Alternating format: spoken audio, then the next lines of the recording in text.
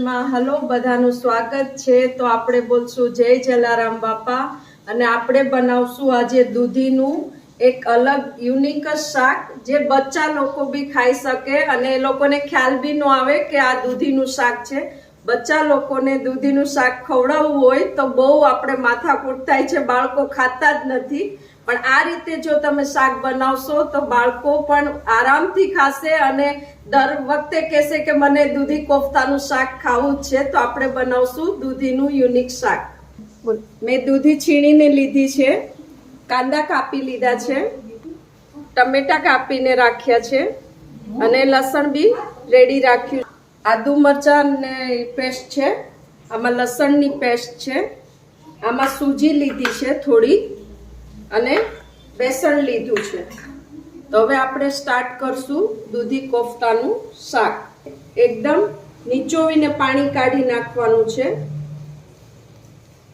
એ પાણી કોફતા ઢીલા થઈ જાય એટલે આપણે પાણી એનું એકદમ જેટલું નીકળે એટલું નીચોવી નાખવાનું છે કે આપણા કોફતામાં બહુ લોટ ન ઉમેરવો પડે અને દૂધીનો ભાગ સારો વધારે પ્રમાણમાં લઈ શકાય।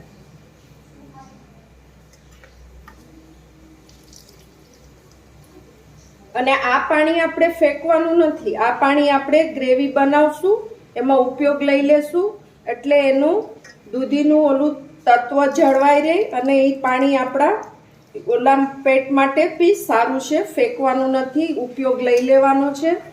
એટલે એવું ન સમજવું કે આ દૂધીનું પાણી વેસ્ટ વહી જાય પછી દૂધીમાં કાંઈ ન રહે, પણ એવું નથી। દૂધી સારી આ પાણીનો ઉપયોગ કરી લેશું આપણે। આ પાણી આપણે એક વાટકીમાં કાઢી લેશું।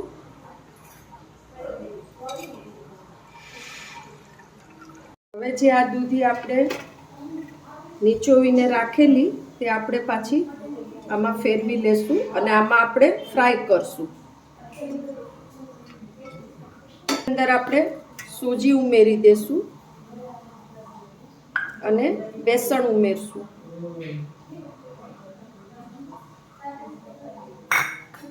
આદુ મરચાંની પેસ્ટ ઉમેરશું, થોડી પેસ્ટ આપણે ગ્રેવી માટે રાખશું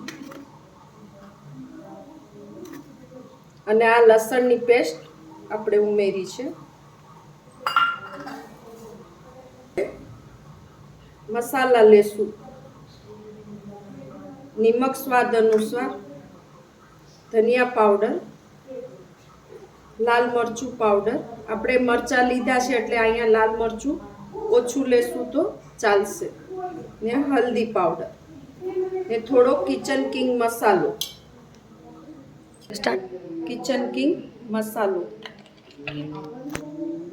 અને લાઇટલી સોડા લેશું એ માટે કે આપણા કોફતા સોફ્ટ થાય, લાઇટલી જ, વધારે નથી લેવાનું અને આ બધું મિક્સ કરવાનું છે।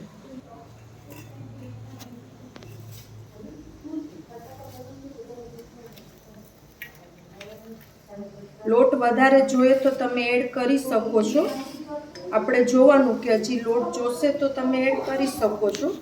કોફતા વળે તેવો આપણે આટો રાખવાનો છે, હજી આમાં લોટ જોશે આપણે।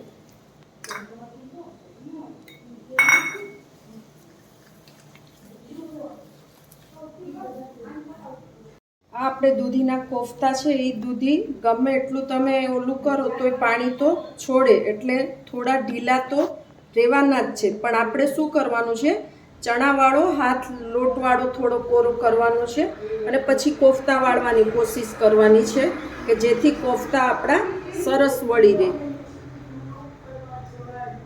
ઢીલો લોટ હોય તો ગભરાવાની જરૂર નથી, ચણાના લોટના કોરો હાથ કરી અને આપણે કોફતા વાળી શકીએ છીએ અને તેલમાં એને ફ્રાય કરવાના છે।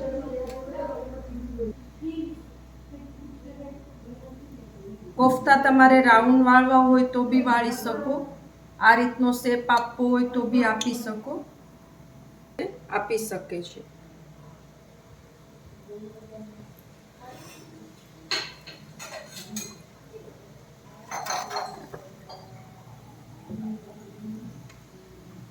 અને ગોલ્ડન બ્રાઉન તળવાના છે કોફતાને।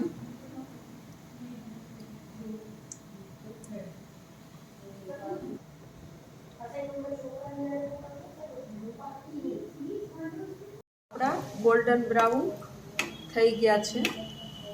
હજી એમ તો આપણે ગ્રેવીમાંય ચડશે કોફતા, પણ કાચા રહે તો ગ્રેવીમાં તૂટી જવાનો ડર લાગે, એટલે બરાબર ગોલ્ડન બ્રાઉન કરીને જ કાઢવાના છે. કાઢી લીધા છે કોફતા, અને કાઢીને આપણે ચેક પણ કરી લેવાનું કે કોફતા અંદરથી કાચા નથી ને. નહીં, આપણા કોફતા અંદરથી બી ચડી ગયા છે. કોફતા તળાય છે ત્યાં આપણે અહીંયા ગ્રેવી રેડી કરી નાખશું.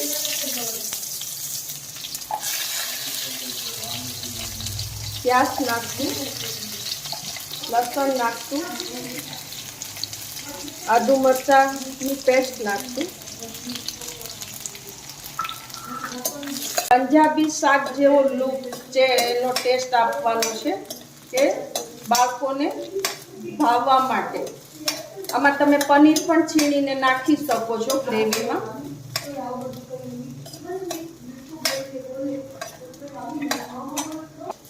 કાંદા લાલ થવા આવ્યા છે તો આપણે હવે એમાં ટમાટર નાખી દઈશું.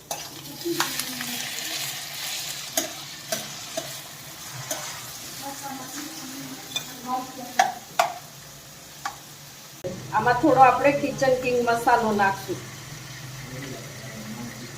અને થોડો એવો ગરમ મસાલો નાખશું.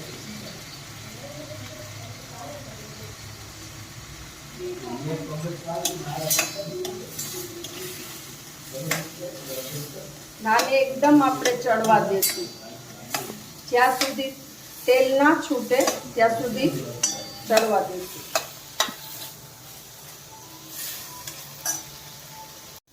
હવે આપણે આ મસાલા દાજેની માટે જે દૂધીનું પાણી નીચોવીને રાખેલું તે આપણે આમાં નાખી દઈશું, એટલે સરસ ચડી જાય. કિચન કિંગ મસાલો નાખશું. ગ્રેવીને એકદમ આપણે પાકવા દેશું. તેલ જો છૂટું પડતું દેખાય છે. ગેસની ફ્લેમ મીડિયમ રાખવાની છે અને સાઈડમાં ગરમ પાણી મૂકી દેવાનું છે, જે આપણે આમાં ગરમ પાણી ઉમેરશું. કાચું પાણી ઉમેરવાનું નથી. બોઇલ પાણી ઉમેરવાથી ટેસ્ટ શાકનો વધારે સરસ આવે છે. આપણે જીરું નાખશું અને જે આપણે કાંદા ટમેટા ફ્રાય કર્યા હતા એની ગ્રેવી કરી અને એમાં 2-3 કોફતા બી નાખ્યા કે જેથી ગ્રેવી જાડી થાય.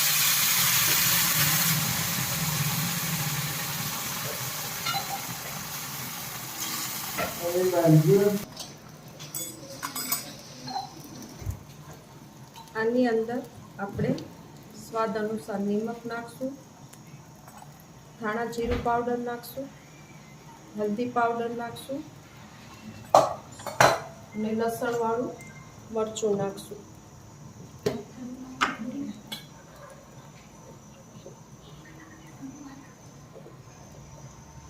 આમાં કસૂરી મેથી હોય તો બી તમે નાખી શકો છો.